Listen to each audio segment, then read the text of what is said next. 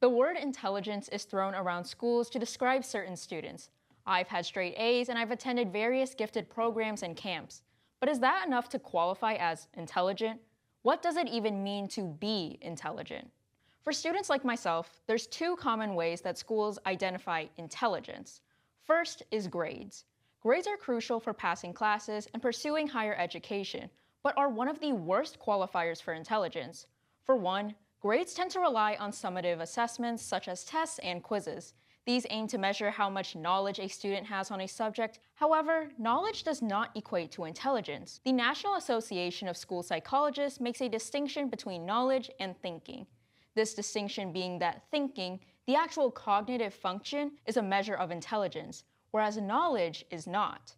Simply knowing material doesn't mean students are able to apply it, and many schools and teachers apply this principle by emphasizing Bloom's taxonomy. By this logic, grades, in order to measure intelligence, should focus more on projects created by students rather than a test that students will cram for. Schools also aim to measure intelligence through IQ. In the Francis Howell School District, there are two gifted programs offered, and students can test into these programs with a reliance on IQ scores, Spectra and Sega. Having gone through both of these programs myself, there are notable benefits from them. However, IQ is a dangerous tool, especially when it is posed as a direct link to intelligence. Students in special education are hyper-aware of their IQ and intelligence, leading to the diminishing equation of IQ equaling self-worth. Not only that, but IQ only tests a relatively small range of cognition. Caitlin Meyer, an expert in psychological assessment, found that typical tests use spatial recognition, short-term memory, mathematical abilities, and analytical thinking, aka your capacity to learn. There's a small range of cognitive abilities that are actually assessed on these tests, and while it is useful for this range, these results often get misunderstood and misapplied.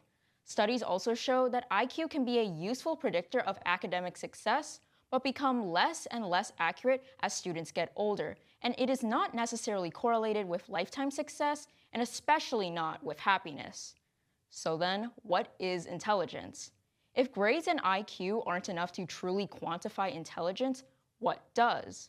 The truth is that intelligence is far too difficult to measure. It's a complex trait of humanity that can't be simply summed down to a number for schools to use.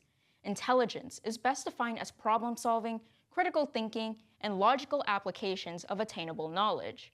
If schools truly want to identify intelligence, it has to go deeper than numbers. Instead, they have to pay attention to their reactions to situations and creative solutions to their problems.